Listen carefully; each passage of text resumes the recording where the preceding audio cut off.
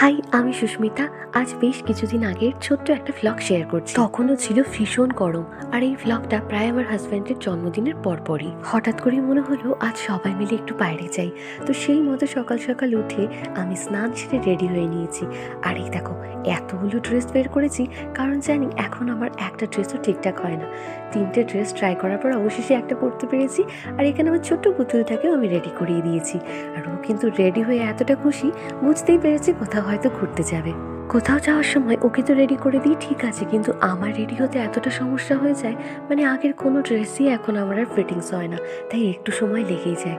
তো যাই হোক, অবশেষে আমরা রেডি হয়ে বেরিয়েও পড়েছি। তাড়াতাড়ি যাব করেও ছোট বাচ্চা থাকলে যা হয়, অনেকটাই দেরি হয়ে গিয়েছে।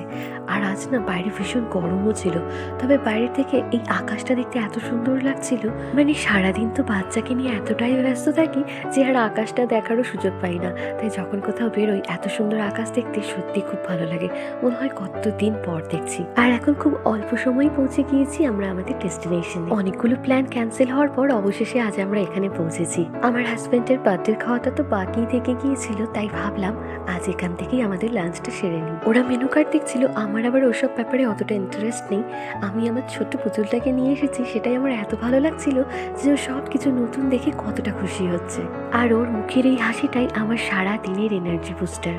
কোনো কিছু দেখে ও খুশি হলে আমার এতটা ভালো লাগে, মনে হয় যে আমি এত খাটনি করে এসব কিছু করছি, ওর এই খুশিটাই আমার কাজের সার্থকতা। আমার এই ছোট্ট পুতুলটাকে আজ সাজিয়ে গুজিয়ে প্রথমবার কোনো রেস্টুরেন্টে নিয়ে এসেছি। না না, ও রেস্টুরেন্টে খাবে না, ওকে বাড়ি থেকে খাইয়েই নিয়ে এসেছি। কিন্তু ওকে না নিয়ে এলে আমাদের সারাদিনের আনন্দটাই কমে যেত। দেরি হতো কত আরো আস্তে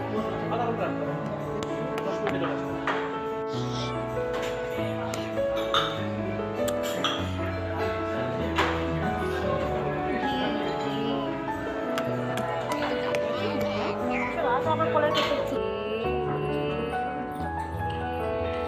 আর আজ আমরা যেই রেস্টুরেন্টটাতে এসেছি, এটা না সাজসজ্জা একদম পুরো বাঙালি আনাই। তোমাদের একবার পুরোটা ঘুরিয়েও দেখাচ্ছি, দেখে নাও, এখানে লেখাও আছে বনেদি বাঙালি। আর এরই মাঝে আমাদের স্টার্টারও চলে এসেছিল। অ্যাকচুয়ালি সবাই লাঞ্চের জন্য ওয়েট করছি, কিন্তু ওদের একটু সময় লাগছিল, ততক্ষণে আবার আমাদের খিদে পেয়ে গিয়েছিল। আর খিদের পেটে গরম গরম খেতে কিন্তু দারুণ লাগছিল। এরই মাঝে মাম্মা আবার ওর কাকায়ের সাথে একটু ঘুরেও বেড়াচ্ছিল, চারপাশটা দেখছিল, ওরও ভালো লাগছিল, আর আমরাও বেশ এনজয় করছিলাম।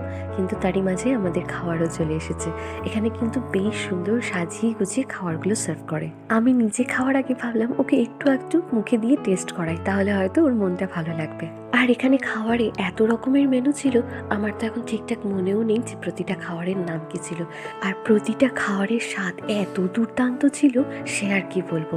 কোনো সময় সাধারণত আমি আমার থালাটা পরিষ্কার করে খেতে পারি না, এই প্রথমবার আমি কোনো খাবার নষ্ট করিনি।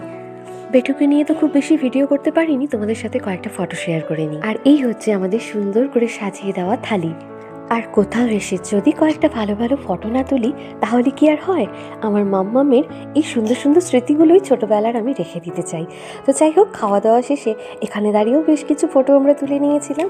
আর বেটু তো বেশ খুশিতে ছিল। আর এখান থেকে বেরোনোর আগে ভাবছিলাম বাইরে না জানি কতটা গরম, কিন্তু এখন তো অনেকটাই বেলা পড়ে গিয়েছে, রোদটাও প্রায় কমে এসেছে, তাই বাইরে তখন আর খুব একটা গরম ছিল না। তো এই যে আমরা বেরিয়ে পড়েছি, আর আমার ছোট্ট বাবুটা আজ অনেক মজা করে। আর ওই যে আগেই বললাম, ওর এই সুন্দর সুন্দর মজার মুহূর্তগুলোই আমার কাছে সবচাইতে দামি।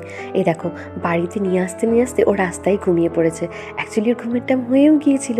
তো যাই হোক, আজকে ব্লগটি এখানে শেষ করছি, দেখাচ্ছে পরে ব্লগে, টাটা।